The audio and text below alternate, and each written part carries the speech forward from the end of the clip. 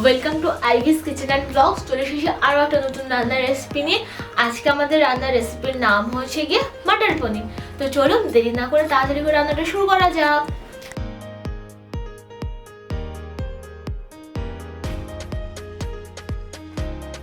পনির বানানোর জন্য আমি এখানে নিয়ে নিয়েছি 400 গ্রাম পনির, সঙ্গে নিয়ে নিয়েছি আমি এখানে বাটি মটরশুঁটি। এবার আমি এই পনিরটাকে ভালো করে কেটে নেব। ফার্স্টে আমি এই পনিরটাকে চওড়া দিক থেকে কেটে নিচ্ছি, দেন তারপর এটাকে আমি ছোট ছোট করে ডাইস করে কেটে নেব।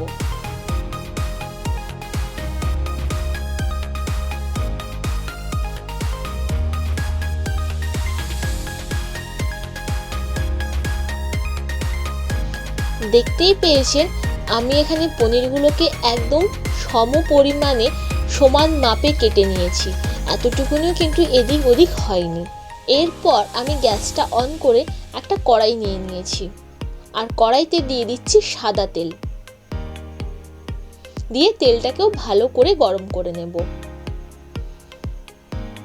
তেলটা গরম হয়ে যাওয়ার পর আমি এখানে 3খানা পেঁয়াজকে একটু বড় বড় করে কেটে রেখেছিলাম, তো সেটা এখন এখানে দিয়ে দিচ্ছি। পেঁয়াজটা দেওয়ার পর আমি সেটাকে ভালো করে নাড়িয়ে নেব যতক্ষণ না পর্যন্ত পেঁয়াজের কাঁচা গন্ধটা চলে যাচ্ছে। যখনই দেব কাঁচা গন্ধটা চলে গেছে তখনই আমি এখানে দিয়ে দিচ্ছি কাঁচা লঙ্কা, এরপর দিয়ে দিচ্ছি খুব সামান্য পরিমাণে আদা, আর দিয়ে দিচ্ছি 12 থেকে 15টা রসুনের কোয়া, দিয়ে সেটাকেও ভালো করে নাড়িয়ে নেব যতক্ষণ না পর্যন্ত কাঁচা গন্ধটা চলে যাচ্ছে।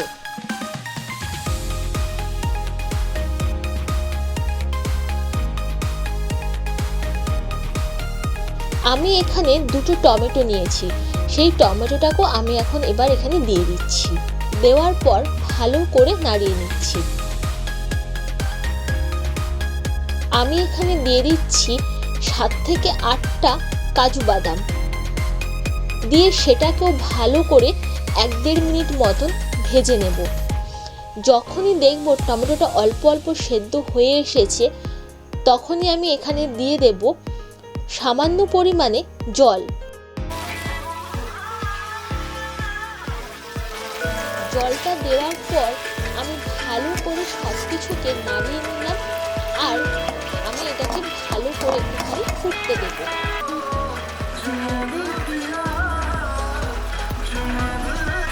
দেখতেই পাচ্ছেন এখানে টমেটোর ছালগুলো সব ওঠা শুরু হয়ে গেছে, তার মানে এখানে সবগুলোই খুব ভালো মতনভাবে সেদ্ধ হয়ে গেছে, আর জলটাও অনেকটাই মরে এসেছে। তাই আমি এবার এখানে গ্যাসের ফ্লেমটাকে অফ করে দিচ্ছি, আর এটাকে ভালো করে ঠান্ডা করে দিচ্ছি। আমি এবার এই পনিরটাতে সামান্য একটুখানি নুন আর একটুখানি হলুদের গুঁড়ো দিয়ে ভালো করে পনিরটাকে মাখিয়ে নিচ্ছি।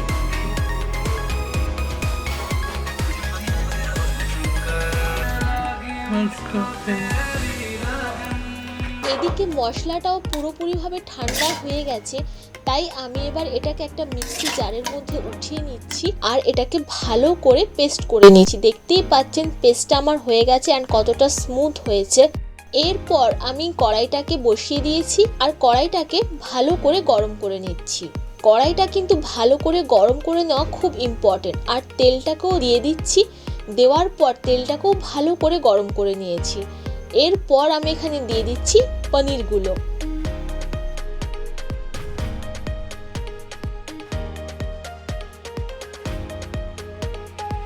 পনিরগুলো দেওয়ার 30 সেকেন্ড পর্যন্ত আমি ওটাকে এভাবেই রেখে দেবো, একটু নাড়াচাড়া করব না।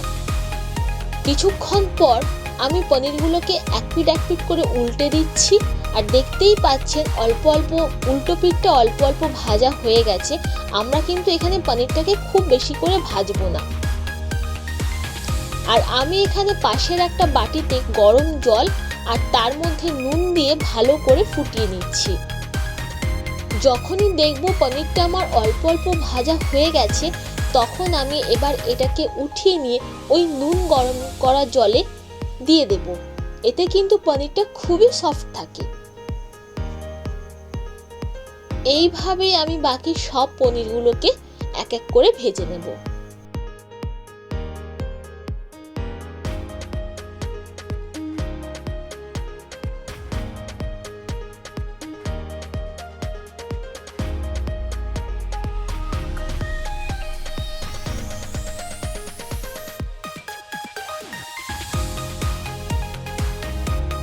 পনিরগুলো আমার সব ভাজা এখানে হয়ে গেছে। এবার আমি ওই কড়াইতেই দিয়ে দিচ্ছি আরও সামান্য পরিমাণে তেল। এখানে নিয়ে নিয়েছি কিছু গোটা গরম মশলা, 4টে লবঙ্গ, 3টে এলাচ, একটা দারচিনি, 2টো তেজপাতা আর নিয়ে নিয়েছি শাহি জিরা। তেলটা গরম হয়ে যাওয়ার পর আমি এখানে সব গোটা গরম মশলাগুলোকে দিয়ে দিলাম। দেওয়ার পর কিছুটা সময় ধরে নাড়িয়ে নিচ্ছি যতক্ষণ না গন্ধটা চলে আসছে। এরপর আমি দিয়ে দিচ্ছি হলুদ গুঁড়ো আর দিয়ে দিচ্ছি কাশ্মীরি লঙ্কার গুঁড়ো। এখানে আমি নিয়ে নিয়েছি 1 চামচ ধনে গুঁড়ো আর দিয়ে দিচ্ছি 1/2 চামচ জিরে গুঁড়ো। এই সময় কিন্তু আপনারা গ্যাসের ফ্লেমটাকে অবশ্যই করে লো করে দেবেন। দিয়ে আমি মশলাটাকে একটুখানি কষিয়ে নিচ্ছি। কষানোর পর আমি এখানে দিয়ে দিচ্ছি পেস্টটা, দিয়ে সেটাকেও ভালো করে মশলাগুলোর সাথে নাড়িয়ে নিচ্ছি।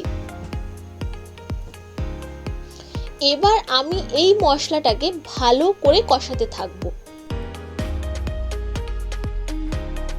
এই সময় কিন্তু কন্টিনিউয়াসলি নাড়াতে থাকতে হবে, তা যেহেতু কাজু বাদাম দেওয়া আছে, তা না হলে কিন্তু এটা নিচে লেগে যাওয়ার সম্ভাবনা থাকবে।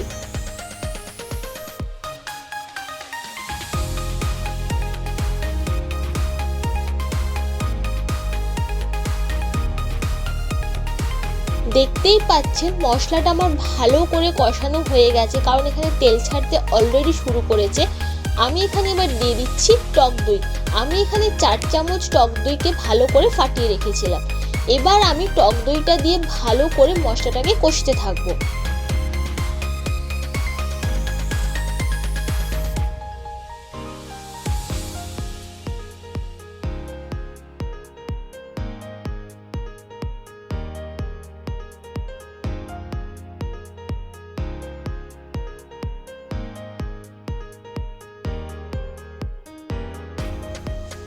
এরপর আমি এখানে দিয়ে দিলাম মিক্সির বাটি ধোয়া জলটাকে। জলটা দেওয়ার পর আমি সেটাকেও ভালো করে নাড়িয়ে নেব। এরপর আমি এখানে দিয়ে দিচ্ছি পরিমাণ মতো নুন আর দিয়ে দিচ্ছি 1 চামচ কাসুরি মেথি পাতা। সঙ্গে দিয়ে দিলাম 1 বাটি মটরশুঁটি। দিয়ে সবটাকে আমি এখানে ভালো করে মিক্স করে নিচ্ছি।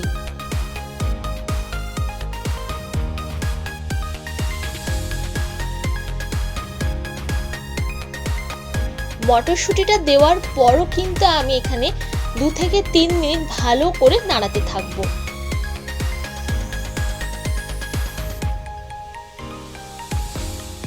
এবার আমি এখানে দিয়ে দিচ্ছি পরিমাণ মতন জল। জলটা দেওয়ার পর আমি এখানে ভালো করে নাড়িয়ে দিচ্ছি।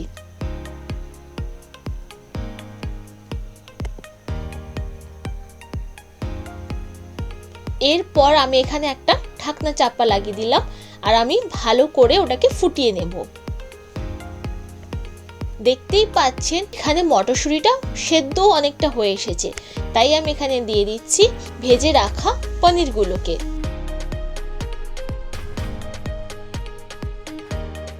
পনিরগুলো দেওয়া আমার হয়ে গেছে সব এখানে, তাই আমি এখানে সেটাকেও ভালো করে নাড়িয়ে নিচ্ছি।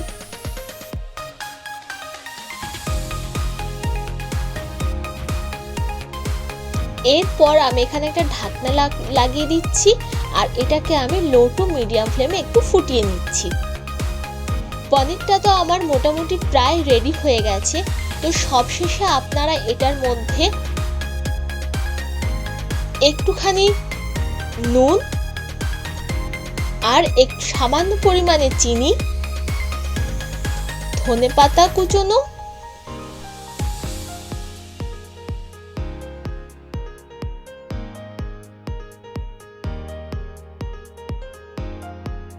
আর আমি এখানে দিয়ে দিচ্ছি গরম মশলার গুঁড়ো আর এখানে দিয়েছি 1/2 চামচ মতন ঘি। দেওয়ার পর সবটাকে আমি ভালো করে নাড়িয়ে নিয়েছি। তো পনিরটা তো আমার এখানেই রেডি হয়ে গেছে। আমি আবার এটাকে একটা বোলের মধ্যে উঠিয়ে নিচ্ছি।